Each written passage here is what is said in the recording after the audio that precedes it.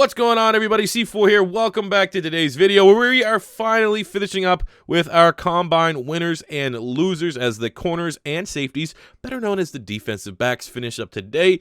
Before we jump into the video, we also had the Run Rich Run, and I'm just going to say right now that I put it on Twitter, the link. I think in Canada, I don't even think I can donate as a Canadian into America, but Children's Hospital are incredibly important to me, like when I was actually a kid and now I'm a father. So if anyone ever reading this can go and you have a couple extra bucks to donate to St. Jude, go on and do that.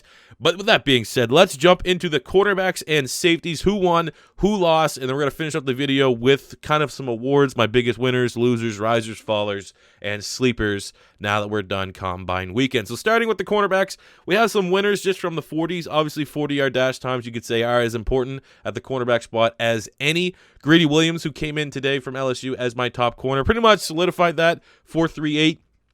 He ran one of the drills and fell down, which wasn't a great look, and then he stopped because he was having cramps. So, that was definitely something I would like to see a little bit more, but for me, he's still corner one. Byron Murphy from Washington, most people regard him as corner two. I do as well. Ran a 4.55, which maybe is a little bit slower than some people expected. I thought he might have a chance to creep into the 4.4s, but without a shadow of a doubt, be it regarding the top tier corners from the class or just any corner from this class, he had the best day in the drills. Easy. He's definitely made himself a lock for I think a top 20 talent in this year's draft class. Rock Yassin from Temple ran a 4.51. That was a good time for him. He looked all right during the drills. DeAndre Baker from Georgia, a 4.52. You may see that and think that's a little bit slow, but I think a lot of people, myself included, were thinking there was a chance he could run in like the 4.6s and end up like a second, third round pick, like a big faller, maybe somewhat similar to like what Josh Jackson did last year out of Iowa. But a 4.52 is a good time for DeAndre Baker. He looked, he helped himself out a little bit here today. Amane Oruwariye from Penn State, 4.47, is a big, long, lengthy corner. He helped himself out. Jamel Dean from Auburn, 4.30, fastest time for the corners at 6'1", 205. He's definitely got himself into maybe day two consideration if a team wants to fall in love with that height, weight, speed. Same goes for Isaiah Johnson from Houston, 4.40 on the dot at 6'2", 210. Converted wide receiver, has those traits, and a high ceiling, but still a little bit more of a project player, but he made himself some money. But for me, the biggest riser at the cornerback spot, the most impressive, I have David Long from Michigan, running a 4.45. He's like a 5'11", 200-pound corner. But I think with the combination where he ran faster than expected and right next with Byron Murphy, I thought he looked the best in the drills out of any corner without a shadow of a doubt. He has risen up my boards a little bit. I think he might be able to sniff round two, whereas coming into the combine, I was looking for him. I had him like 6th, 5th round, somewhere in that territory. I think he's definitely creeped himself into the 4th, maybe could get into the 3rd. So a big winner there out of Michigan for David Long. The losers in the corner, I mean, the first one's not really a big loser, but he definitely didn't help his stock, and that's Jojuan Williams from Vandy. Big, long, lengthy corner, kind of similar to Oruwariye from Penn State. We want to see their speed, and where Oruwariye ran 4.47, Jojuan Williams ran 4.64. Now, to his credit, he did look pretty decent in the drills. I mean, a little bit of hip tightness, which is kind of expected for a bigger corner, but that 4.64 kind of, he was one of those guys, and along with the next corner we're going to talk about, that had a chance to get into that first round conversation. I think with now kind of confirming what we thought they were in terms of speed, I think he's got himself into the second round. And that also goes with Julian Love from Notre Dame. A lot of people thought, myself included, he could sneak into the first round, say to the Kansas City Chiefs. Ran a 4.54 and didn't look particularly great during the drills, so I think he's kind of solidified himself as well as a second rounder. Justin Lane from Michigan State, we thought he could potentially run the fastest time for a corner. He's a speedster, coming up with a 4.50. I have a feeling to be one of those guys that runs faster at his pro day, but a 4.50 for a guy that we thought was a burner, definitely hurt his stock there a little bit. And the rest of the losers is 98% of the quarterbacks during the drills. Literally, it was 45 minutes of Deion Sanders shitting on their technique, shitting on their footwork, and not looking particularly great. Lots of stop and starts, lots of like misfires, miscues in the cornerback drills. Without a shadow of a doubt, I missed the tight ends. So unless I missed something with the tight ends, I've watched every other drills, and without a shadow of a doubt, it was the worst ran drills positionally at the combine. Not good. Not a lot of technique was on display, and lots of tight hips. They need some oil for the hips because a bunch of these guys look like the Tin Man out there. Moving to the safeties, definitely a much better group from an athletic standpoint and from a drill standpoint. I was very impressed. First, we'll start with the biased winner of the day was Chauncey Gardner Johnson running a 4.48. The fact that, he plays strong, free, nickel corner, money backer. That versatility is unlike any other player in this year's draft. And the big thing that, like, you know, I told you, Deion Sanders was like shitting on these guys for 45 minutes, was like this T technique with their footwork, where they make like this T motion with their feet, where they should kind of keep their feet kind of closer together. And he kept saying, like, time and time again, burning these guys for doing this bad, incorrect technique. And then Chauncey Gardner Johnson, first drill, does it perfectly. So I think the fact that Chauncey Gardner Johnson won the drills, 4.48, is a really good time for him. He's my big winner at safety. Juan Thornhill from Virginia, 4.42 with a 44-inch vert, also looked good during the drills. He's made himself some money. I think he was my 6th ranked safety coming into the combine. Probably helped him get himself into the top 5. Jonathan Abram, known as a big hitter from Mississippi State. Remember that quote came out on Twitter? It's like, I don't know if it was his girlfriend or his mom. It's like, if you're going to hit, you better hit like Bobby Boucher. That was awesome. Definitely looks like a big-time hitter. And then he throws in a 4.45 40, so he shows some great athleticism with that old-school mentality. Definitely helped himself out. Darnell Savage from Maryland, who was our prediction for the fastest 40-yard dash time. He looked pretty damn good with that prediction. Ran a 4.36. I think he's got himself into second-round territory right now because of the fact that he can cover like a corner, very aggressive hitter, you know, got those physical traits. We were looking good, and then out of nowhere, Zedrick Woods from Ole Miss ran a 4.29. I am going to have to go back and watch some tape on this guy to see, you know, why did I miss him? Why was I not? You know, we're going to go watch some Land Sharks tape. But definitely going to consider him a winner. 4.29 at safety. You know, again, he's going to get drafted on those traits alone. I'm not going to overvalue him, but, I mean, there's a chance he could have snuck into day 2, probably early day 3 right now. But I'm going to do a little bit more of a deep dive. But definitely big winners. All these guys helped themselves out. Made some money in Savage, Abram, Thornhill, and CGJ. Losers at the safety spot, we have Jaquan Johnson from the U running a 4.69. I thought he was a better athlete on tape. That's not that great. And Lucas Dennis from Boston College. Really productive career. Got a bunch of picks for BC, but he's an undersized safety. So I thought for sure, you know, you usually correlate when you're a smaller guy, shiftier guy, you know, we kind of think of like a Buda Baker type. You're going to test well. You're going to run fast. You're going to show off your athleticism.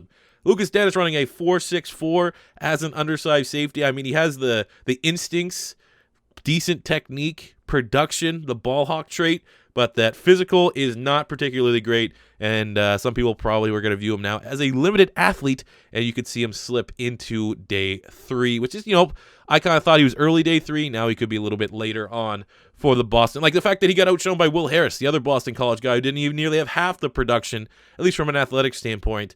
Teams are going to have to make the decision. Do you want the athlete or do you want the technician with proven production? Questions there. So anytime you get more questions than answers from the combine, gonna kind of be regarded as a loser. All right, so now let's give out some awards from the combine weekend. We're gonna do biggest winner, biggest loser, biggest riser, biggest faller, and I got the sleeper for the offense and sleeper for the defense. Guys that I still don't think people are giving enough credit for how impressive they look. Now, I'm going to be the first one to tell you, no one's really drastically jumped up my boards. You may see a spot or two for guys that weren't ranked in the top 10. You could see maybe bigger jumps there. But most of my top 10s, you might see some of these guys that we're going to talk about go up, like I said, like 1 or 2 spots. But I'm not taking a guy that had an 8, and if he tested very, very well at the combine, ran fast in a straight line for 40 yards, moving from 8 to 2. So we're going to start clearly with Montez Sweat. Montez Sweat was a player I probably would say I had a little bit higher than most coming in the combine. He was my 5th ranked defensive end. I did a lot of work, a lot of study on him as I had him mocked to my Eagles at one point. So I like to kind of have a good base. And I had no idea that at 6'6", 260, he was going to run a 4.41 in the 40. He had the 5th best vertical, the 4th best broad jump, the 3rd best 3-cone, 4th best 20-yard shuttle, just from top to bottom, showing he's an athletic freak, you know, unlike DK Metcalf, where he was just terrifying in some drills and really bad in others.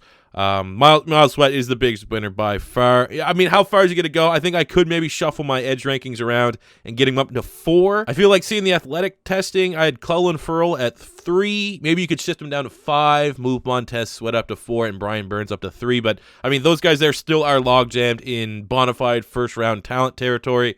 But definitely a huge day for Montez Sweat, showing that, you know, where I personally saw him as like a Brandon Graham, a guy that's going to do the ugly things right, can set the edge, affect the run, and has that SEC sack production. And then you throw in just this ridiculous athletic ability. He made himself some money.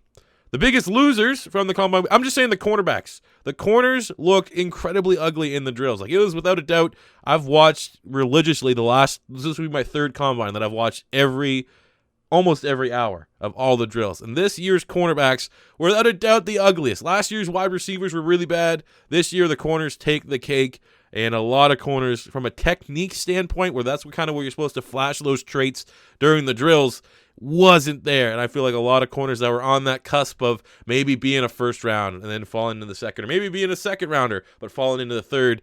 Some money was lost during the drills there for the cornerbacks. For biggest riser, we're going to go with Miles Boykin, the wide receiver from Notre Dame, coming in at 6'4", 220, running a 4'4", 240, posted the best vertical, second best broad jump, first 3-cone, third 20-yard. I mean, for my rankings, I had him unranked, and just doing a quick look at my big board that, I mean, I haven't really made it public yet. He went from unranked, didn't even make the list, to 16th. I have moved him up as high as 16.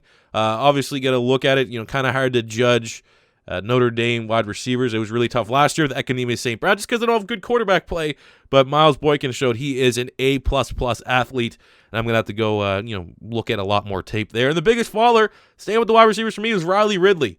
Riley Ridley from Georgia has been a guy that I honestly just haven't seen it.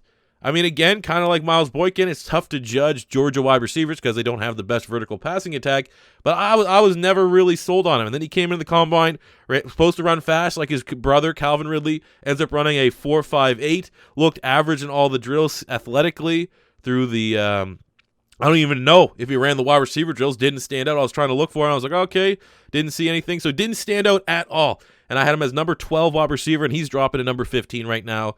Just a guy that I don't see it. I mean, someone in the comments, if you're a Georgia fan, if you're a Riley Ridley believer, show me some tape that should prove to me that I can kind of ignore this combine and still have him as a guy that could challenge for my top 10 wide receiver rankings. Going to my sleepers, guys that I think had really good combines and not enough people are talking about it. At first up on the offense, we'll do one offense, one defense. I have Miles Sanders, the running back from Penn State, running that 4.49, had a 6.83 3-cone, which was the best. He had third overall best 20-yard shuttle. He was number 15 running back for me coming into the combine, and I'm shooting him all the way up to number 7. He made himself a lot of money. I thought he was probably going to be a 4th round pick. Now I think he's pretty much solidified himself as a day 2 player in what is looking like, maybe not the best depth at the running back position. Maybe from we saw from the athletes here was slow, not a lot of explosive athletes.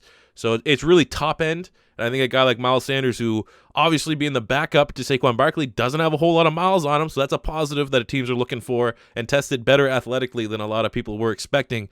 He helped himself out by probably shaving off a round or 2 on his draft grade. And on the defensive side, going with the man we kind of talked about with the cornerbacks, David Long, the corner from Michigan, running a 4.45, had a 39.5-inch vertical, and looked really, really good for the drills. Now, I will admit, because everyone else was so bad during the drills, maybe he just had an all right drills if you compared him to other years, but because this year was so down, he stood out that much more. But hey, kudos to him. Kudos for him for coming in prepared and being technically refined enough that he could stand out in a bunch of really technically lacking corners, at least from what we saw out there today. So those are my 2 sleepers, Miles Sanders from Penn State, David Long, corner from Michigan. So there we go, guys. Combine recap is now over.